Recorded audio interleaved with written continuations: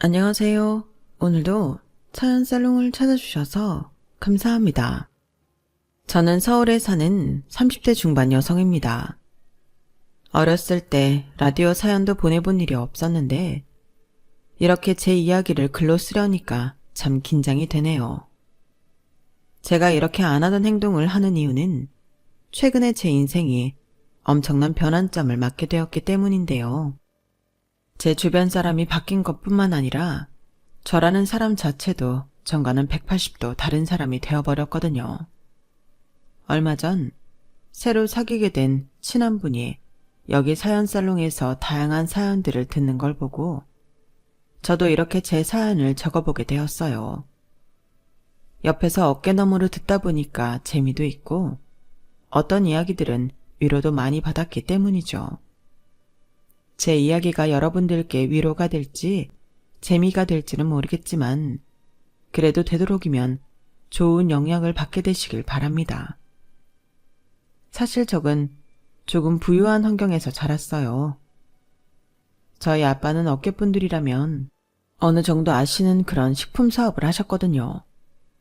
하지만 그렇다고 TV에 나오는 그런 부잣집은 아니고 그저 조금 잘 사는 중산층이었죠.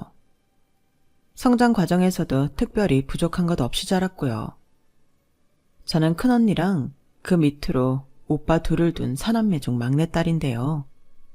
큰언니와 둘째 오빠는 저와 나이 차이가 꽤 나서 저는 주로 막내 오빠랑 같이 자랐어요. 그래서 보편적으로 생각하는 막내딸 이미지보단 오빠 밑에서 자란 털털한 여동생 이미지에 더 가까웠죠. 타고난 기질도 여성스러운 것과는 거리가 멀었고 독립심이 강한 편이었어요. 그래서 발레를 하는 큰언니와 바이올린을 하는 둘째 오빠처럼 부모님께서는 저도 어려서부터 피아노나 무용학원에 보내셨는데 저는 오히려 그걸 계기로 지금의 직업을 갖게 되었답니다. 바로 사운드 엔지니어죠. 저는 음악 작업을 할 때 사용되는 기계에 더 호기심이 가고 재미있더라고요. 그리고 대학교 때부터 선배나 지인으로부터 일을 받아 이 업계에 뛰어들었고 자취방 보증금을 제 손으로 직접 모아서 독립을 하게 되었어요. 제 나름대로 자부심이라면 자부심인데 저는 그때 이후로 한 번도 부모님께 손을 벌려본 적은 없었답니다. 더 큰 집으로 이사를 해 작업실을 차릴 때에도 비싼 장비값이나 기구들까지 제가 번 돈으로 마련했어요. 물론 제가 남들과는 출발선 자체가 달랐던 건 맞지만 그래도 남들이 보는 것만큼 그렇게 온실 속 화초처럼 자란 건 아니라는 거죠. 남자 같은 성격에 비해 저는 연애도 꽤 해봤어요. 5번의 연애를 했었는데 6개월 만에 헤어지기도 하고 4년 넘게 사귀기도 하는 등 다양한 연애를 해봤어요. 하지만 뭐랄까요. 다른 여자들에 비하면 남자에게 목을 매는 편은 아니었어서 그 누구와도 결혼까지 생각해 본 적은 없었죠. 20대 후반에 마지막 연애를 마치고 한동안 남자를 만나지 않았는데 그저 그 시기에 제 커리어에 더 집중하고 싶어서였어요.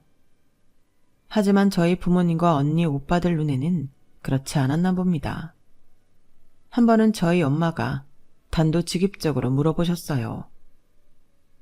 하은이 너 아직도 만나는 남자 없니? 그 동훈이? 걔랑 헤어진 지가 벌써 3년이 넘었잖아. 아직 새로운 연애는 안 하는 거야? 뭐 요즘에는 일이 너무 바빠서 집 밖에 잘 나오지도 않고 맨날 만나던 사람만 만나는걸.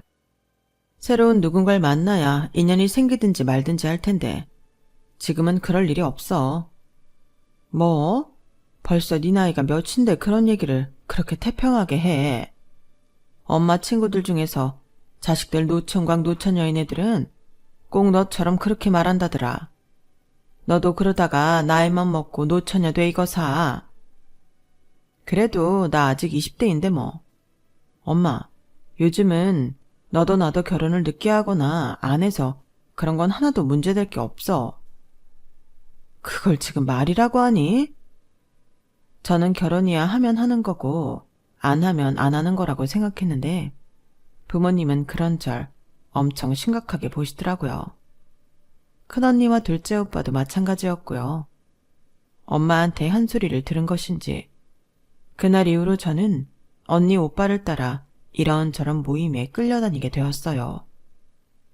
일핑계를 대려고 해도 집까지 찾아와서 코치코치 캐묻는 통에 거짓말도 제대로 할 수 없었죠. 결국 언니 오빠한테 꼼짝없이 끌려다니게 되었답니다. 아니 언니 이러는 게 더 악영향이라니까? 내가 뭐 연애를 한 번도 안 해본 것도 아니고 만날 만큼 만나봤는데 이렇게 강제로 데리고 다닌다고 해서 효과가 있겠냐고. 네가 네 입으로 그랬다며. 새로운 사람 만날 일이 없다고. 그리고 몇 년 전에 누구를 얼마나 어떻게 만났는지 그런 게 뭐가 중요하니? 현재가 중요하지. 너 그대로 가만히 일만 하다가는 꼼짝없이 솔로로 30 넘겨. 언니도 30 넘어서 결혼했잖아. 시끄러 이거 사. 언니는 제 말은 가볍게 귓등으로 넘기고 계속해서 저를 데리고 다녔어요. 둘째 오빠 역시 마찬가지였고요. 언니 오빠가 저를 데리고 다니는 동안 저는 정말로 30을 넘기게 되었죠. 그런데도 여전히 만나는 사람은 없었어요. 아, 안 생기잖아. 지금 몇 년째 이러고 있는데. 네가 좀 살갑게 말 좀 하고 여자처럼 굴든가. 넌 여자애가 머리도 한 번을 기르는 적도 없고 맨날 뚱한 표정이고 누가 널 데려가겠냐? 그것도 많이 참은 거거든. 오빠 친구들 하나같이 느끼하고 재수없어. 저 배은망덕한 자식 저거 기껏 데리고 다녔더니 그게 오빠한테 할 소리냐? 아는 게 아니라 정말 언니 오빠들과 함께 만나는 사람들은 저에겐 너무나 불편하기 그지없는 사람들이었어요. 발레리나인 언니와 바이올리니스트인 오빠의 지인들은 저에겐 너무나 어색하기만 했죠. 하나같이 저희보다 월등히 잘 사는 부자였고 몇 개 국어를 구사할 줄 아는지 은근히 경쟁을 하거나 코스피가 어쩌고 주식이 어쩌고 하는 어려운 말들만 장황하게 해댔거든요. 거진 3년이 넘게 그런 사람들만 만나다 보니 오히려 격하게 혼자 있고 싶더군요. 그냥 차라리 그 기간 동안 혼자 커리어에나 집중하며 사는 게 나았겠다는 생각이 100번, 1000번도 더 들었을 정도로요. 그런데 인연은 정말 신기한 타이밍에 찾아오더라고요. 하루는 여느 때처럼 지루하기 짝이 없는 연주회를 보고 뒤풀이에 참가했는데요. 거긴 서울도 아니고 한참 멀리 떨어진 지방이었기에 저는 그 자리가 끝나면 그 근처 여행을 2박 3일로 하고 올 계획이었습니다. 물론 저 혼자서요. 어서 빨리 자리가 끝나기만을 기다리던 제 눈에 정말 특이한 한 사람이 들어오게 되었어요. 첫인상부터 이 사람은 뭔가 다르다는 느낌이 강하게 들었는데 그게 무슨 로맨틱한 그런 느낌은 아니었고요. 걸음걸이나 주변을 두리번거리는 시선이나 전체적인 움직임이 전혀 그곳의 분위기랑은 어울리지가 않았기 때문이었어요. 저는 호기심과 약간의 동질감이 느껴져서 먼저 가서 말을 걸어봤어요. 어차피 혼자 있으면 오빠가 또 별로 괜찮지도 않고 불편하기만 한 사람이랑 인사를 시킬 게 뻔해 그걸 피하려는 마음도 조금 있었죠. 그런데 대화를 나눠보니 그 사람은 보기보다 더 신기한 사람이었습니다. 저랑 음악적 취향도 너무 잘 맞았고 말도 잘 통했어요. 직업을 물어봤더니 특이하게도 청음샵 직원이라고 하더군요. 청음샵 직원이요? 그쪽이 운영하는 게 아니라요? 네. 그냥 직원이에요. 아, 죄송해요. 제가 너무 질문이 무례했죠? 여기가 워낙 대단하신 분들만 있어서 조금 놀랐네요. 그런데, 여기는 어떻게 오시게 된 거예요? 그냥 일반인들은 못 들어올 텐데. 부모님이 이쪽 분야에서 일하세요? 아니요. 저희 부모님은 다 돌아가셨어요. 그게 얘기하자면 좀 길어요. 그 사람은 원래 여수 사람인데 어렸을 때부터 어머니랑 단둘이 아주 가난하게 자랐다고 하더군요. 원래는 어머니랑 함께 동네 시장에서 갓김치를 팔았는데 22살 때 그만 어머니가 병으로 돌아가셨다고 해요. 돌아가시면서 어머니가 어떻게든 도시로 가서 살으라고 한 덕에 그 사람은 장례를 다 치르자마자 도시로 올라와 무작정 일용직 알바를 하며 살았다고 합니다. 주유소 편의점부터 택배까지 안 해본 일이 없을 정도로 갖가지 일을 하며 돈을 벌다가 동료의 소개로 청음샵에서 일을 하게 되었는데 그 일이 너무 좋았다고 했어요. 몸도 고되지 않았고 다양한 장비로 음악을 듣는 것도 좋았다고요. 그래서 그때부터 다른 일은 다 관두고 그 일만 몇 년 동안 해왔답니다. 오랜 기간 일을 하면서 음악에 대해서도 많이 알게 되고 전문 지식도 많이 쌓이게 되었대요. 그냥 그렇게 살고 있었는데 제가 30 딱 되었을 때 먼 친척분께 연락이 온 거예요. 정확히는 저희 엄마의 외삼촌, 저한테는 작은 외할아버지의 변호사한테서요. 할아버지가 돌아가셨다고요. 할아버지랑 많이 친하셨어요? 아니요.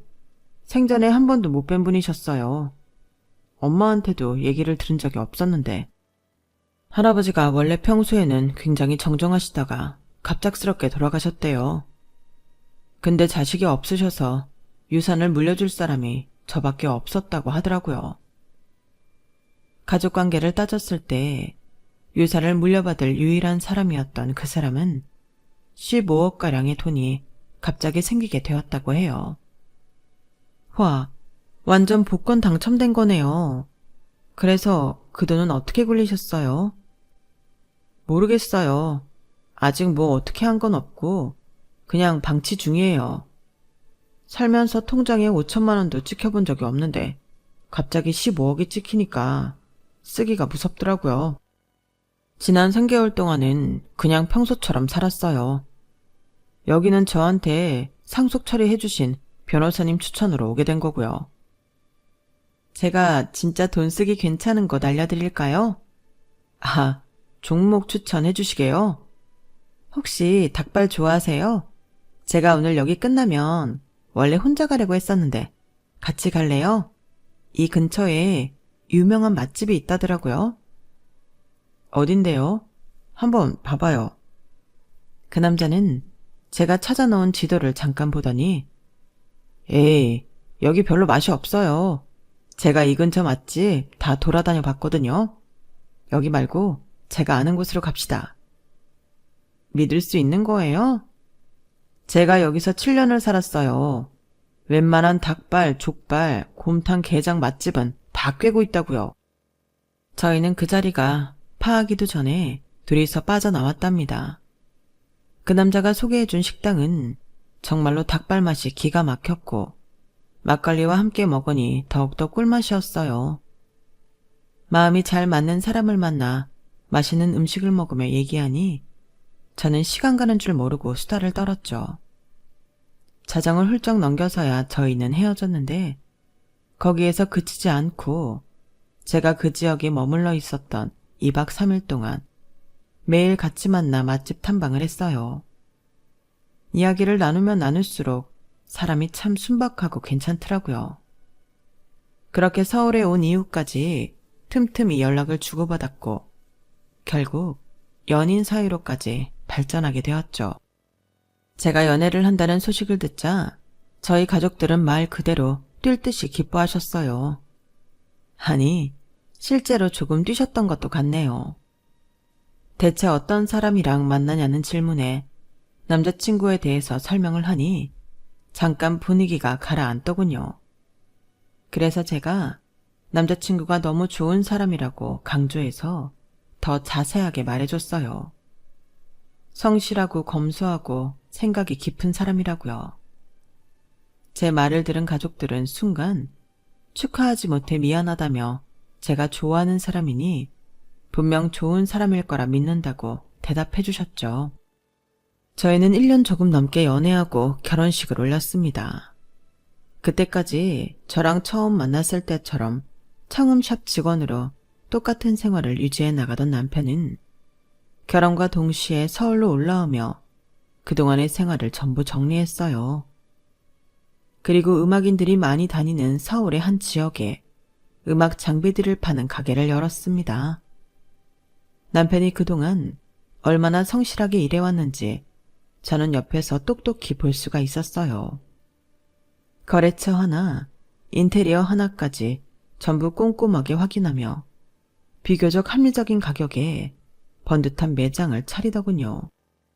신혼여행을 다녀온 이후부터 영업을 시작했는데 수입이 제법 쏠쏠하게 들어왔답니다. 저희 부부는 아담하지만 저 멀리 한강이 보이는 집으로 신혼집을 차렸어요. 그리고 신혼생활은 정말 이래도 되나 싶을 정도로 너무나 행복했어요. 만나는 사람들마다 저를 보고 얼굴이 환해졌다며 칭찬했고, 저는 결혼을 아직 안 한 사람들을 만날 때마다 교장 선생님 호나 말씀하듯이 결혼을 장려하곤 했습니다. 제 주변 미혼인 사람들 전부 제게 눈꼴 시리니까 그만하라고 짜증을 낼 정도로요. 남편은 저에게 늘 넘치는 사랑을 퍼부어 주었고 처머슴 같던 저도 그렇게 사랑받다 보니 어느새 여성스러운 새댁이 다 되어버렸죠.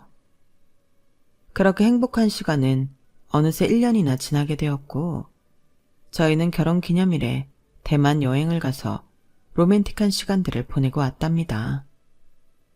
대만을 다녀온 지 약 한 달 정도 지났을 때인 것 같아요. 식사 중이었는데 막내 오빠한테서 전화가 온 거예요. 이 오빠는 저에게 무슨 중대한 일이 아닌 이상 연락을 잘 안 하는데 전화를 받자마자 오빠는 있는 대로 짜증을 부리며 말을 했어요. 그런데 그 말의 내용이 도저히 믿기지가 않았죠. 아이씨, 네 남편 뭐야? 뭐 오늘 준다고 오늘 오래서 왔더니 가게 문 닫아쳐 있고 전화도 안 받고, 그리고 왜 어디 동네 골프장에서 갑질하고 다니고 지랄이야. 지금도 골프 치러 갔나 보구만. 다 늙어서 지랄이 뭐냐 지랄이에. 격 떨어지게. 그리고 뭐가 어쨌다고? 네 남편이 뭐지라. 지금 네 남편 매장 왔는데 여기 고소장 꽂혀 있다고. 뭐? 저는 막내 오빠에게 당장 고소장 내용을 전부 사진으로 찍어 보내라고 했어요. 얼마 후 오빠에게서 온 사진들을 보고 저는 굉장히 크게 놀랐습니다. 고소장의 내용은 남편이 골프장에서 영업 방해를 하고 직원들에게 폭언과 성희롱 발언을 했다는 거였죠.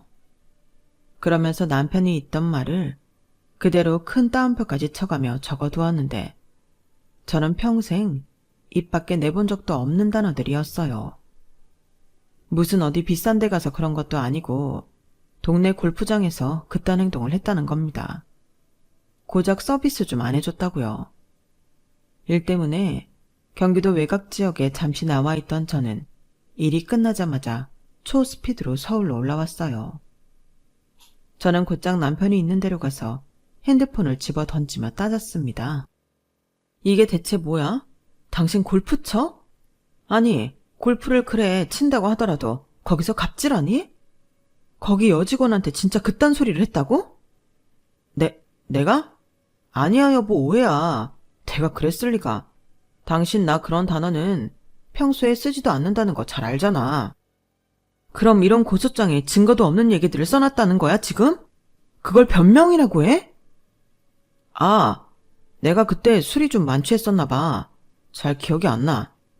하, 그래서 술 취했으면 이딴 소리 짓거려도 돼? 쉽사리 자기 잘못을 인정하지도 않고 자꾸만 말도 안 되는 변명만 늘어놓는 남편을 보고 있으니 처음으로 정이 뚝 떨어지더군요. 제가 제일 싫어하는 게 뺀질거리는 사람들이거든요. 남편의 반응에 더더 화가 난 저는 그날 집안이 떠나가라 소리를 지르며 화를 냈어요. 술을 처먹으면 곱게 처먹을 것이지 꽐라가 된 상태에서 실수를 한 건 실수 아니냐면서 엄청나게 혼을 냈죠. 물론 처음부터 소리를 지른 건 아니었는데 자꾸만 남편 놈이 미꾸라지처럼 논점을 흐리고 뺀질거리는 거예요. 그런 모습을 보고 있자니 결혼하고 나서 1년 막 넘었을 뿐인데 이 사람의 밑바닥을 제대로 목격한 것 같아 더욱 화가 났고 배신감마저 들었어요. 저는 남편에게 단 한 번도 보여준 적 없었던 무서운 얼굴을 하고 남편의 뺀질거리는 소리를 전부 들은 채도 하지 않았습니다. 그저 무표정으로 노려보고 있을 뿐이었죠. 그러자 남편은 제 분위기가 심상치 않음을 느꼈는지 슬금슬금 태도를 바꿔서 진지하게 사과를 하더군요. 미안해 여보. 내가 술 먹고 실수를 제대로 했어. 어쨌든 술을 먹었든 안 먹었든 기억이 나든 안 나든 다른 사람에게 이런 언행을 저질렀다는 것 자체가 잘못인데 사과 안 해서 미안해. 사실 내가 서울에서 알게 된 친구들이랑 자주 가는 골프장인데 우리가 정말 거기 단골이거든. 그런데 그 골프장에서 우리한테는 한 번도 서비스 얘기 같은 거 한 적 없었는데 다른 손님한테 서비스 주는 걸 내가 한번 봤었어. 술 취하다 보니까 나도 모르게 그게 마음에 남아있었는지 실언을 한 것 같네. 이런 모습 보여서 당신한테도 너무 미안해.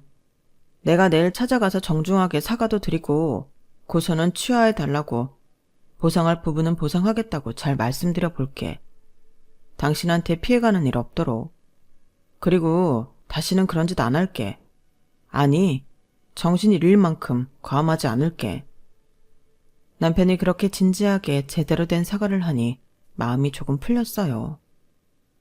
저는 이만 화를 풀고 알겠다고 마지막까지 어떻게 처리하는지 지켜보겠다고 했고 그 다음날 남편과 함께 그 골프장을 찾아가 남편이 사과하는 모습도 다 지켜보았습니다. 남편은 자기가 한 말 그대로 사장님께 정중하게 사과를 하고 소정의 선물과 보상금까지 건네드렸어요. 여자 직원은 출근 시간이 아니라 저는 보지 못했지만 나중에 남편이 여직원에게도 사과를 하고 왔다고 저에게 보고를 했죠. 그 사건은 그렇게 일단락되었어요. 그 이후로도 남편은 제 앞에서 최대한 언행을 조심하려고 했고 특히 서비스직에 종사하는 분들께는 친절하게 대하려고 노력하는 모습을 보이더라고요. 남편이 그렇게 자기 잘못을 반성하고 스스로 변화된 모습을 보이니 저도 전처럼 다시 남편과 잘 지낼 수 있게 되었어요. 그런데 남편은 또 한 번 저를 크게 실망시켰어요. 전처럼 엄청난 사고를 친 건 아니었어서 오히려 더 머리가 아팠죠. 어떻게 된 일이었냐면요. 하루는 저희 큰언니가 겨울 외투가 필요하다고 해서 압구정에 있는 백화점을 갔어요. 남편도 마침 쉬는 날이라 같이 갔죠. 여러 매장을 돌아다니며 외투를 고르는데 남편은 시종일관 가격표만 쳐다보는 것 같더라고요. 본인이 사주려고 그러는데 너무 비싸서 고민인 건가 싶었죠. 어차피 언니나 형부가 돈이 많아 사줄 필요 없다고 말을 하려고 했는데 언니가 계속 옆에 있어서 말할 타이밍을 못 잡고 있었어요. 언니는 고가의 브랜드에서는 마음에 드는 걸 못 찾다가 일반적인 브랜드 매장에서 마음에 드는 걸 찾았어요.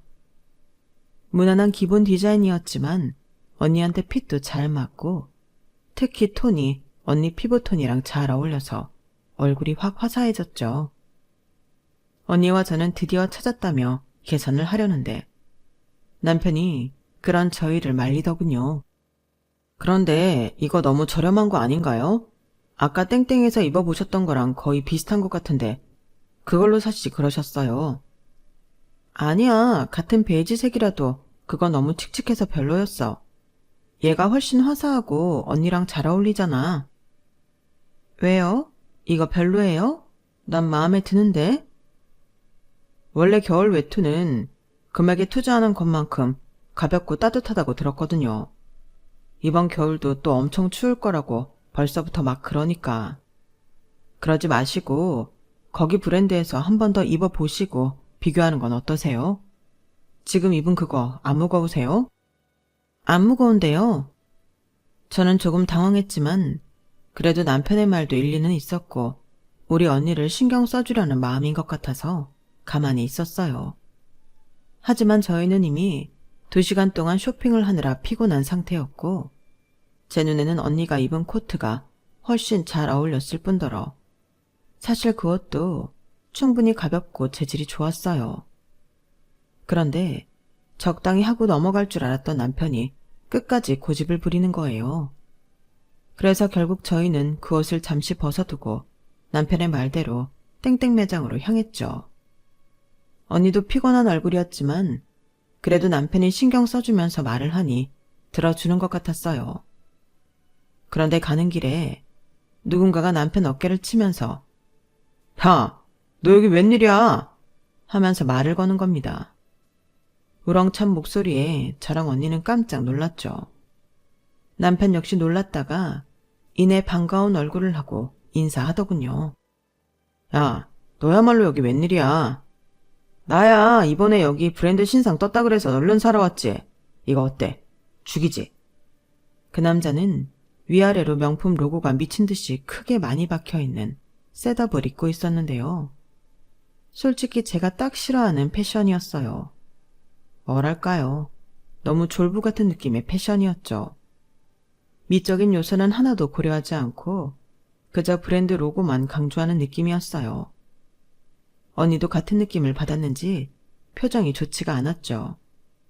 그런데 놀랍게도 남편이 그런 남자를 보면서 진심으로 멋있어하는 겁니다. 야, 죽인다. 게다가 신발도 비싼 브랜드네. 새끼 이거 요즘 코인으로 돈 좀 벌었다더니 아주 날아다니는구만. 신발은 역시 땡땡땡이지. 안 그러냐? 야, 너 여기 온 김에 이따 지하에서 빙수 먹고 가라. 여기 그거 진짜 맛있더라. 한 8만 원? 가격대는 좀 있는데 돈값을 확실히 해. 오케이, 고마워. 오늘 아내랑 처형이랑 같이 쇼핑 나온 거라 안 그래도 간식 생각하고 있었는데 이따 먹으러 가야겠다. 너 다음 주 골프 모임 빠지지 마. 너 요즘 너무 자주 빠져. 아, 맞다. 나 지금 데이트 약속 있는데 나 먼저 간다. 잘 가. 남편은 해맑게 친구를 보낸 뒤 다시 저희와 땡땡 매장으로 향했는데요. 저희의 기분도 모르고 남편은 땡땡 매장에서 언니가 마음에 들어하지도 않는 외투를 자기가 사주겠다며 자꾸 계산을 하려고 들었어요. 참다 못한 언니가 언성을 높이며 싫다고 해도 눈치 없게 너스레를 떨었고 결국 제가 남편을 매장 밖으로 데리고 나가서 주의를 줬습니다. 언니가 저 외투 마음에 안 들어하는데 왜 헛돈을 쓰려고 하냐고요. 어차피 언니랑 형부가 우리 부부보다 돈 잘 버니까 그만 좀 하라고 말하니 남편은 자존심이 상한 듯 조용해지더군요. 결국 언니는 원하던 옷을 샀어요. 하지만 여전히 기분이 나쁜 듯 보였죠. 저는 솔직히 언니한테 미안하기도 하고 많이 창피하기도 했어요. 남편은 그 와중에 분위기를 만회하고 싶었는지 빙수라도 먹자며 언니한테 빙수를 사드리겠다고 했는데요. 언니는 딱 잘라 거절했어요. 여기 빙수 돈값 안 해요. 재료도 별로고 양도 적어서 전 싫어요. 너무 쌀쌀맞은 언니의 말투에 남편도 살짝 당황한 듯 알겠다고 했고 언니는 그대로 집으로 가버리면서 저희는 그렇게 어색하게 헤어지게 되었죠. 저희도 집으로 향했고 그날 정말 크게 싸웠습니다. 처음에는 저도 남편이 저희 언니 신경 써주려고 했었던 거라 말을 좋게 하려고 했어요. 그런데 남편은 자꾸만 우리 자매가 이상하다는 소리를 해댔죠. 자기 생각이 지나치게 세속적이라는 건 생각도 못하고 자꾸 우리 보고 이상하다고 하니 저도 화가 나서 직설적으로 말을 해버리고 말았어요. 겨울 외투를 그딴 싸구려 산다고 고집하는 게 이해가 안 간다는 거야. 아니, 그래 뭐 우리보다 그렇게 돈도 잘 버신다는 사람이 왜 굳이 싸구려를 사려고 하고 당신은 또 그걸 부추기고 있어. 어디 나가서 20만 원짜리 외투 입고 다닌다고 하면 잘도 체면이 서겠다. 20만 원이든 30만 원이든 당신은 지금 그게 문제야? 언니한테 어울리지도 않는 옷, 가격표만 보고 무조건 그거 사야 한다고 고집 피우는 당신이 더 이상해. 막말로 당신 옷 사는 것도 아니면서 왜 언니가 입기 싫어하는 옷을 강요하냐고. 그리고 대체 옷을 왜 가격만 보고 평가해? 자기 몸에 맞는 걸 사야지. 가격이 괜히 그 가격이겠냐고. 다 좋은 걸로만 만들었으니까 그 가격이지. 당신 진짜 사고방식이 이상하네. 그럼 아까 당신 친구처럼 뭐 명품 로고만 대문짝만하게 도배해 놓은 옷이라도 입고 다녀야 한다는 거야? 키도 작고 뚱뚱하면서 그렇게 대문짝만하게 명품 로고 도배하고 다닌다고 누가 멋있어 할 것 같아? 로고가 아니라 옷의 맵시와 디자인을 봐야지. 그건 딱 봐도 양아치의 졸부 패션이잖아. 어디서 코인 같은 거나 하던 이상한 인간 만나가지고 당신도 이상한 물 들었잖아.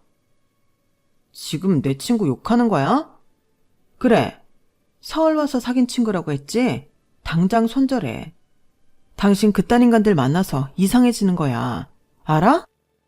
남편은 더 이상 아무 말도 안 하고 한동안 저를 노려보다가 자기 서재로 들어가 버렸어요.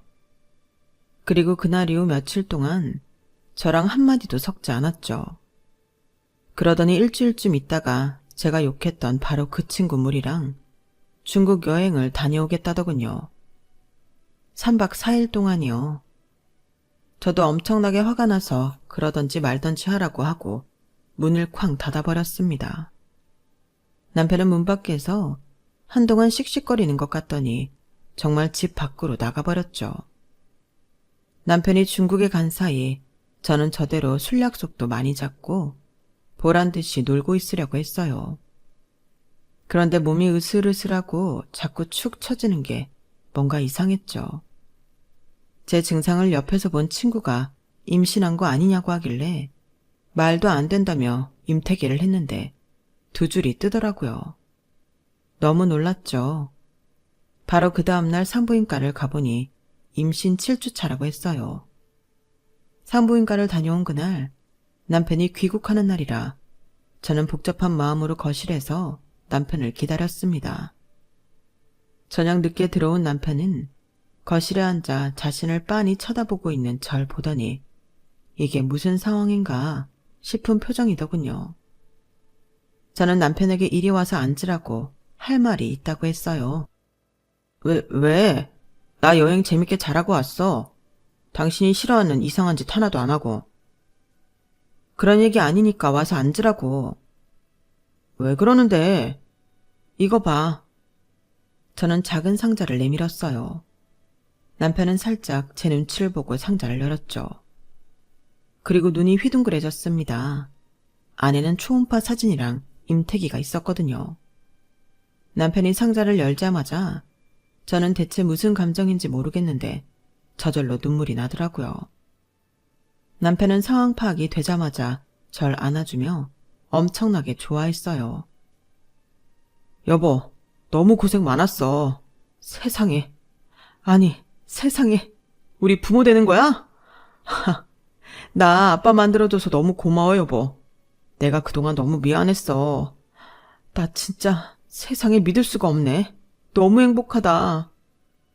남편을 보니 남편 역시 눈물이 그렁그렁 맺혀 있었어요. 저희는 그렇게 서로를 안아주고 눈물을 흘렸고 그간의 악감정을 전부 풀고 전보다 더 돈독해지게 되었죠. 소식을 들은 온 가족이 엄청나게 축하해줬어요. 남편과 저는 매일 아기 방을 꾸미고 병원을 꼬박 같이 다니며 행복하게 아기를 기다리고 있었어요. 남편은 그동안 만났던 친구들의 연락을 전부 무시하고 저에게만 집중했죠. 제가 뭐가 먹고 싶다고 하면 새벽이라도 나가서 어떻게든 구해오는 등 엄청나게 잘해줬어요. 그렇게 시간이 흘러 저는 잔뜩 부푼 배를 안은 채 임신 8개월 차가 넘어가고 있었어요. 출산 예정일이 코앞이었고 임신 사실을 알게 되자마자 일을 줄여왔기에 그땐 일이 거의 없어 집에 혼자 있는 시간이 많았죠. 남편은 매장으로 출근을 하고 여느 때처럼 집에 혼자 있던 어느 날 집으로 등기 우편이 하나 오더군요. 해외에서 배송된 등기 우편이었죠. 대체 뭔가 싶어서 열어봤는데 온통 알아듣지 못할 중국어 서류들이었어요. 너무나 불길한 느낌이 들었죠. 초음파 사진이며 저처럼 임신을 한 여자 사진이며 결국에는 남편의 외도 증거들이 무더기로 나오더군요. 클럽에서 여자랑 스킨십을 하는 사진, 호텔방에서 같이 있는 사진, 또 다른 민망한 사진이 한 움큼 나왔어요. 그리고 모든 사진 속의 여자가 같은 여자였죠. 날짜를 보니 제가 임신 사실을 알았던 그 시기에 남편이 자기 친구들과 중국 여행을 갔던 그 시기였어요. 중국어를 한 글자도 모르는 저였지만 이 우편물의 의도는 정확히 알겠더군요. 남편의 아이를 임신하게 되었으니 책임지라는 소리였죠. 너무 배신감이 들고 기가 차니 눈물이 나오는 게 아니라 웃음이 나오더군요. 그런 강도의 배신감과 분노는 처음 겪어봐서 너무나 생소한 느낌이었어요. 진부한 표현 같지만 정말 숨도 제대로 쉬어지지가 않았죠. 그런데 너무 큰 충격을 받아서였을까요? 갑자기 배가 너무 아픈 겁니다. 출산 예정일은 한 달 반이나 남았는데 진통인지 뭔지 모를 엄청난 고통이 느껴졌죠. 저는 겨우 핸드폰이 있는 곳으로 기어가서 작은 오빠에게 전화를 걸었어요. 오빠는 평소처럼 퉁명스럽게 전화를 받았다가 제 목소리를 듣고 곧바로 당황하더군요. 뭐야? 너 어디야? 집이야. 남편한테 연락하지 말고 오빠가 여기로 와줘. 나 병원 가야 할 것 같아. 통증이 너무 심해. 저는 오빠한테 집 비밀번호를 알려주었고 오빠는 20분 만에 저희 집에 도착했어요. 저를 부축해서 일으키던 오빠는 제가 들고 있는 서류 봉투를 보았습니다. 이게 뭐야? 남편 외도 증거. 이거 좀... 알았어. 내가 처리할 테니까 일단 병원부터 가자. 저는 오빠 차로 병원을 갈 수 있었고 상태를 본 의사는 곧바로 분만 준비를 해야겠다고 했죠. 예상치 못했던 조산이라 무슨 일이 있었는지 물어보았는데 오빠가 옆에서 대신 조금 놀랄 일이 있었다며 적당히 둘러댔어요. 이후 소식을 들은 남편이 도착했고 마침 너무 통증이 심하고 남편도 꼴도 보기 싫었던 저는 남편의 머리카락을 사정없이 쥐어뜯었습니다. 내가 이렇게 고생하는데 내가 이렇게 아픈데. 미안해. 여보, 내가 뭐든지 다 할게. 미안해. 여보, 이거 좀. 저는 남편과 함께 비명을 지르며 분만실에 들어가기 직전까지 남편의 머리카락을 죄다 뜯어놓았고 정말 힘들게 출산을 했어요. 남편은 머리가 다 쥐어 뜯겨도 저희 아이를 보면서 눈물을 펑펑 흘리더군요. 제게 고생했다면서 사랑한다고 하는데 그 입술도 쥐어 뜯어놓고 싶은 걸 힘이 없어서 그럴 수가 없었네요. 너무 빨리 나와버린 아이는 바로 인큐베이터로 옮겼는데 다행히 심각한 문제는 없다고 하더군요. 온 가족이 병원에 모여서 그 소식을 듣고 놀란 가슴을 쓸어내렸네요.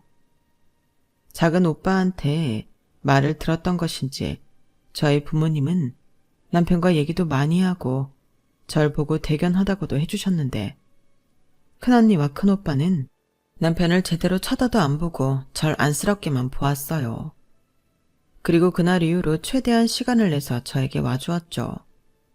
언니랑 오빠가 번갈아 가면서 절 돌봐주러 오자 남편은 그저 막내딸 사랑이 대단하다며 감탄만 했습니다. 저희 남매들은 그런 남편을 속으로 한심하게 생각하면서 조용히 있었어요. 산후조리원에서 하루하루 힘들게 지내고 있는데 조리원을 나가기 며칠 전 언니가 와서 이제 준비가 다 끝났다고 얘기를 해주더군요. 하늘이가 증거 다 찾고 소장도 다 만들었대. 네가 준비되면 아무 때나 소장 날릴 수 있다더라. 언제든지 네가 말만 하면 돼. 여기서 나갈 때 하면 될 것 같아. 일단 내가 조금 회복을 하고. 그래, 너무 급하게 생각할 거 없어. 마음이 좀 힘들겠지만 일단 네 몸부터 생각하자.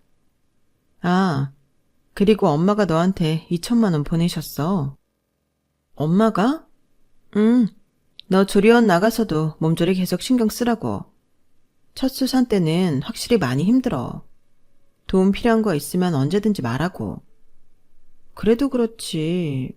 무슨 2천만 원씩이나. 2천만 원? 언제부터 들어와 있었던 건지 남편이 옆에서 듣고 깜짝 놀라며 말했습니다. 저희도 놀라서 남편을 보았는데 안색을 보니 다행히 그 앞의 내용은 못 들은 것 같더라고요. 언니를 보며 아무렇지도 않게 바닐라 라떼 드시죠? 하며 커피를 건네는 걸 보면요. 언니는 어색하게 고맙다며 커피를 받아들었고 또 오겠다며 자리를 피했어요. 언니가 나가자마자 남편은 저에게 2천만 원이 무슨 2천만 원이냐며 물어보았죠. 엄마가 산후조리 비용으로 보내준 거라고 하자 남편은 그런 거면 나한테 주시지. 이거 어차피 다 내 돈으로 예약했던 건데. 라며 아쉬워하는 듯한 표정을 지었어요. 그런 남편이 꼴도 보기 싫어 저는 졸리다고 눈을 감아버렸죠. 그런데 남편은 그 2천만 원에 생각보다 제대로 꽂힌 것 같더군요. 다음날 제가 유축을 하고 오는데 제게 또 그 2천만 원에 대한 얘기를 꺼내는 거예요. 여보, 장모님께 받은 그 2천만 원 말이야.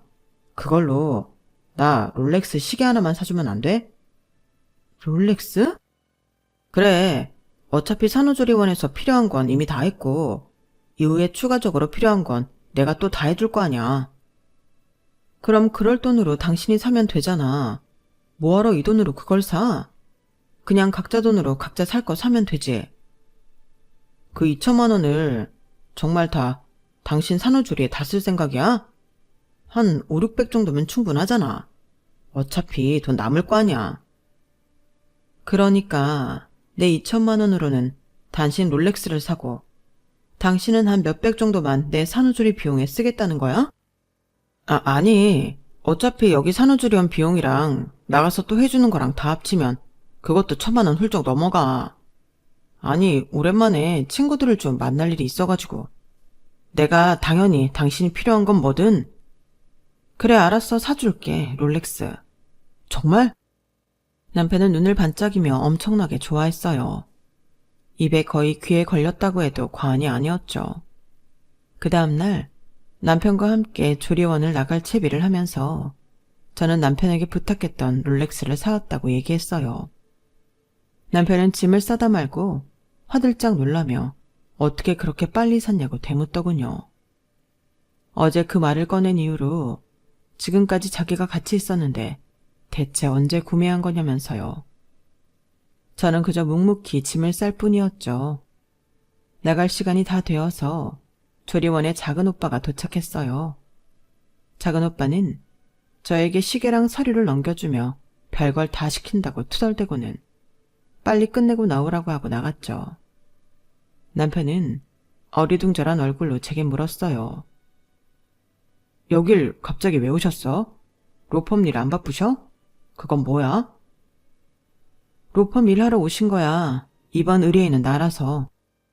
저는 남편의 말에 차갑게 대꾸하며 작은 오빠가 저에게 건넨 걸 그대로 남편에게 집어 던졌어요. 당신이 원했던 롤렉스 시계 거기 있네. 당신이 중국을 그렇게 좋아하는 것 같길래 특별히 중국산으로 구해왔어. 중국산? 아니, 그게 무슨 소리야. 이 봉투는 또 뭐야? 남편은 긴장된 표정으로 봉투 안을 열어보더니 점점 얼굴이 사색이 되어갔습니다. 그 안에는 이혼 소장과 함께 남편의 외도 증거들이 가득했거든요.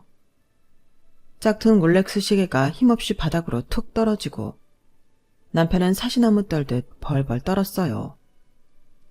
여보, 이건... 변명은 법정에서 해. 당신도 변호사 끼고 하든가. 나갈 시간 다 됐다. 난 갈게. 어딜 가? 그럼 당신이랑 같이 가? 당신은 이제 바쁘게 살아야 할걸? 우리 오빠 애견할 변호사 찾기가 쉬운 줄 알아?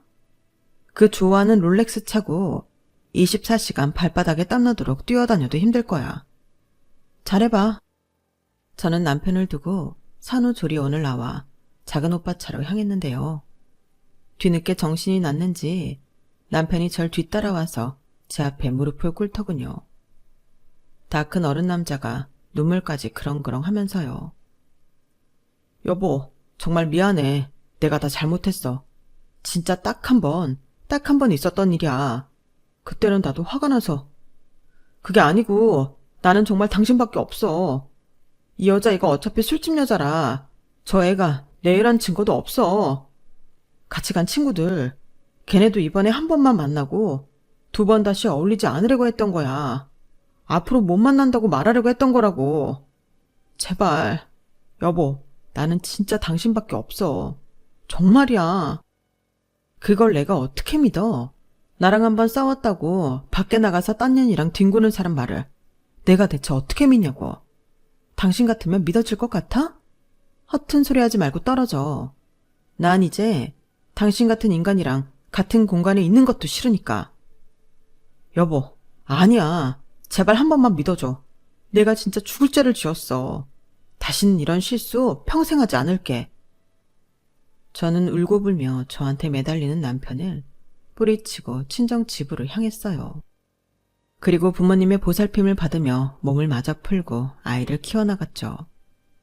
그 사이 작은 오빠는 수월하게 이혼 절차를 밟았고 기대 이상의 위자료와 양육비를 받아내줬어요. 틱틱거리기는 해도 이럴 때 보면 오빠는 오빠구나 싶었네요. 저희 부부는 그렇게 이혼을 하게 되었답니다. 남편은 가지고 있던 재산의 반 이상이 날아갈 정도로 큰 피해를 입게 되었죠. 하지만 남은 돈으로 먹고 사는데 지장은 없을 겁니다. 앞으로 약 20년 동안 지불해야 하는 양육비도 예전처럼 성실하게 일해서 돈을 번다면 잘 감당할 수 있을 테죠. 그런데도 남편은 왜인지 매일마다 저에게 문자를 해대고 있어요. 자기가 정말 잘못했다면서요. 한 번씩 아예 찾아와서 애기 용품을 놓고 가거나 애기 엄마용 화장품 같은 것들을 문 앞에 놓고 가기도 하더군요. 저희 식구들은 치를 떨며 싫어했지만 솔직한 제 심정은 잘 모르겠네요. 솔직히 조금 흔들리는 것도 사실입니다. 아이가 있어서 그런 건지 아니면 저도 그 사람을 한때 많이 좋아했어서 그런 건지 잘 모르겠지만 한 번 실수인데 용서를 해줄까 싶기도 합니다. 이미 이혼은 번복할 수 없지만 한 번 만날 거 2-3번 만나는 것도 괜찮지 않을까 싶은 마음이 자꾸 드네요. 저희 가족한테 이 마음을 털어놓았다간 등짝을 맞을 게 뻔하니 제 이야기를 들어주신 여러분들이 판단해 주셨으면 좋겠습니다. 그냥 냉철하게 마음을 딱 끊어야 할까요? 제 이야기는 여기까지입니다. 지금까지 들어주신 분들께 감사드립니다. 제 고민에 대해 의견이 있으시다면 댓글로 남겨주세요. 여러분의 하루가 좋은 일들로만 가득하길 바랍니다. 여러분, 사연 댓글에 응원과 현명한 조언 부탁드려요. 좋아요와 구독은 저에게 큰 힘이 됩니다. 오늘도 좋은 일 가득하세요.